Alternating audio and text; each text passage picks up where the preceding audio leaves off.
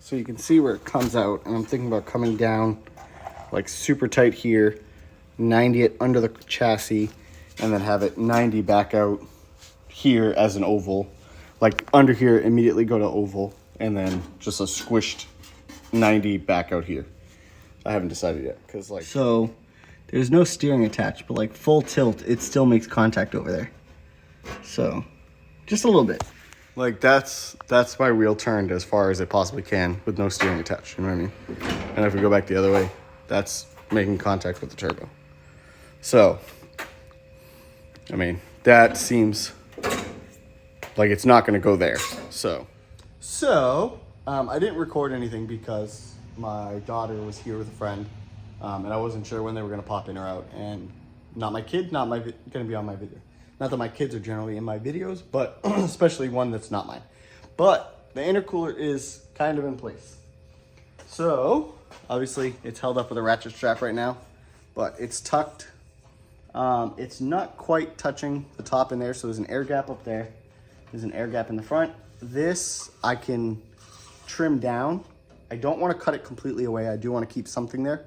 I might just like square this off and come down and go just below these holes. I'm not really sure yet on the opening, but that's there. This is a very short intercooler, but she's thick. It is a 7-inch core. It's an On3 intercooler. On3 says they've made 1,000 tire with it. So I've got a scrap piece of aluminum 90 here. Here, let me flip you around. I don't know why I always do this. So we have a scrap piece of 90 just shoved in there. But I mean, if I was to take like that much off, essentially if I was to take 3 inches off from that point here, that would probably, potentially, maybe line up. If not, I've got a spare 180 that I was thinking about kind of doing over this way and a slight like weird S-bend to get it in there, or I'm just gonna cut this cast off and put a V-band, here we go, down there in that area to give myself a little more wiggle room, or I'll cut it at an angle so that I can do something along like these lines-ish, maybe. But that's it for tonight. It's my curfew. I don't actually have a curfew here. It's kind of just a courteous thing. But potentially tomorrow we'll come get the cross member taken care of with the steering rack. And I gotta decide what I'm doing with this exhaust. So the exhaust goes up and into the fender, but the way I had it routed before, not ideal. There's some clearancing issues with the tire. Right now the tire will, on full turn, at absolute lowest setting I can put it at, will make contact with the turbo. I might put a bracket from where the turbo's mounted now and lift it up just a hair. But, I mean, there's not a whole lot of space in which I can do that. So, might play with that some tomorrow. Maybe. We'll see. I don't know.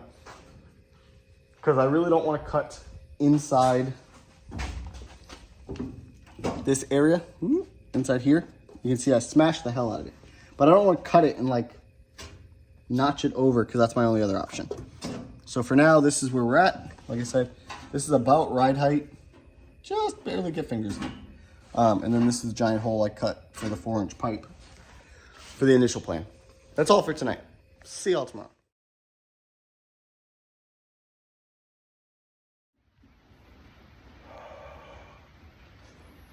Yeah, so for all you fuckers that say Florida don't get cold,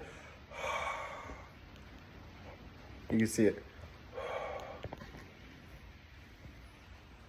Okay, so after a pain in the bottom day of running around and waiting to find the, let me put that marker where I'll remember it, tie rod ends. So we could do this. Let's take a look. So, obviously, the rack's there. It's roughly in place. I have to order a tool to taper to the right taper for the tie rods, but I've got it to where the castle nut is holding it in place. Right now I'm working on this subframe bar. We have somewhere a little bit of a clearance. It's just below, there you go, you can see the gap. And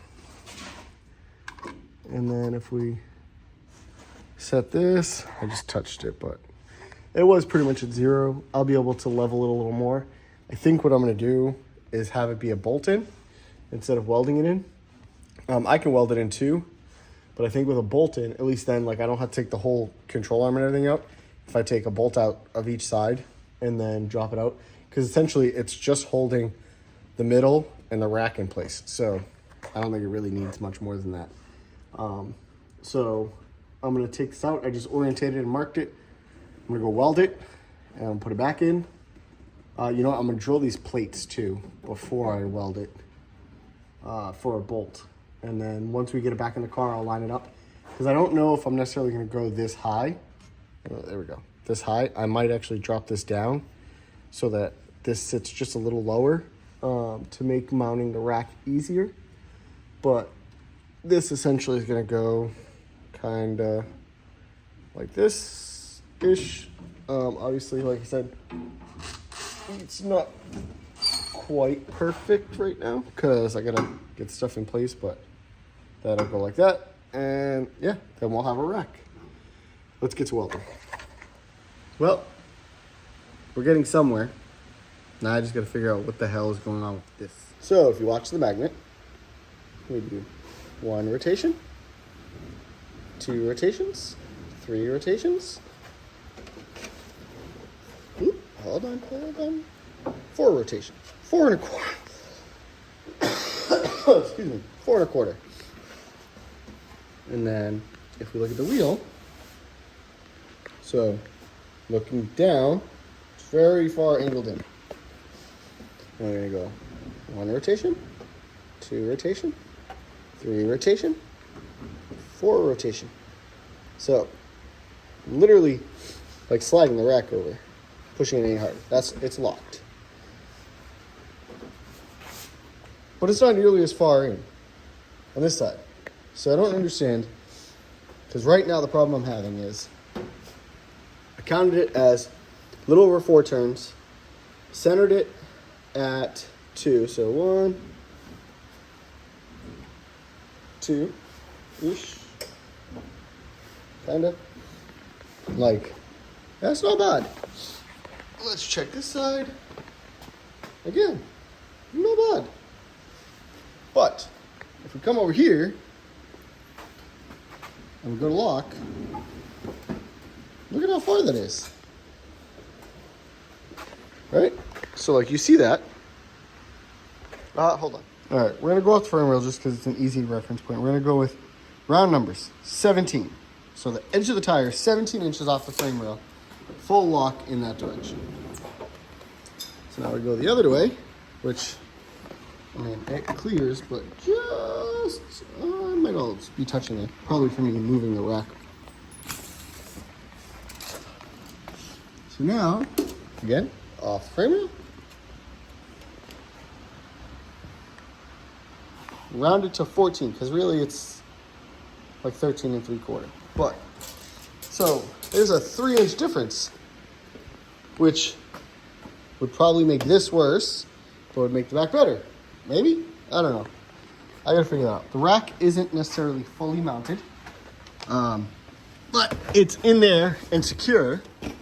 So like, it's not gonna move around unless I force it. These are just temporary. Obviously, we have whole mounting points. We're gonna add the mounting points. I added a little bit of pan clearance, but everything is still above. This is actually gonna go up a hair because I want these above, but I made the subframe piece removable, so we can drop the oil pan without a headache if we need to at the track. But yeah, so I'm just trying to sort that out because it's driving me nuts. Like, fully extended, and then this one. Hold on.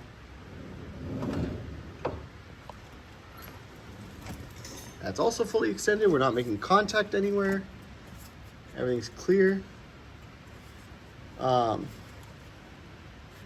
like, it's not like we're rubbing on something and it's locking it. Like I said, that's fully, I mean, that's 17 inches from the frame rail. And now, like, we're super tight in. So, I don't know. I gotta figure it out.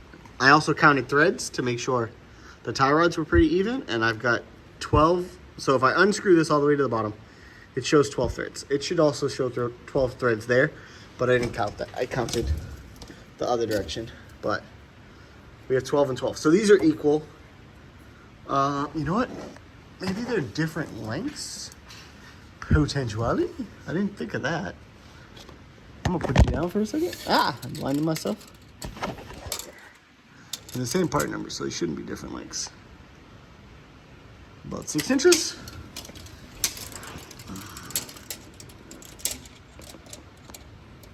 And about 6 inches. Okay, yeah, they're the same one. Yeah, so I don't know. Yeah, I don't know. The parts store had Mustang, 94 Mustang tie rods ordered. This rack uses Fox Body Mustang tie rod, or inner tie rods, so I had to get Fox Body outer tie rods. O'Reilly's had the other ones available, the SN95 available, but weren't going to have the Fox Bodies till Tuesday. Advanced Auto Parts ended up having the Fox Bodies, so I went and grabbed those. We're going to switch to a bump steer kit, but, I mean, these are also brand new, so they would be fine. And then, like I said, we're going to make our brackets for this. This is going to lean back a little more to point, because right now with it secured the way it is tilted forward a little. See how kind of upright it looks? And we're going to point it back towards the, that hole. There we go. That hole up there. That one. So, and then I'm gonna clean up this bracket as well, and then I'll paint it and make it pretty. And like I said, we've got clearance now. We could probably take the oil pan off in the car without dropping anything now. So that was a big thing for me. This is also going to be the lowest point, so God forbid we smack something, it'll be this. It won't be the subframe or the oil pan. No, the oil pan's still, I think, lower. But yeah. We also finished cleaning up that hole, which works out good because that tire is now very inside of the hole. What else did we do today? What else did we do? So turbo inlet side, OEM style. I picked up the lights, but they're in the truck, and I don't know if you hear it, but it's raining. So, intake is also in the truck. That's supposed to get traded out today, but my buddy's working, so I don't know when that's going to happen. I'm kind of just done for the day. We might come back tomorrow and do some more, but that's it for tonight. See y'all tomorrow.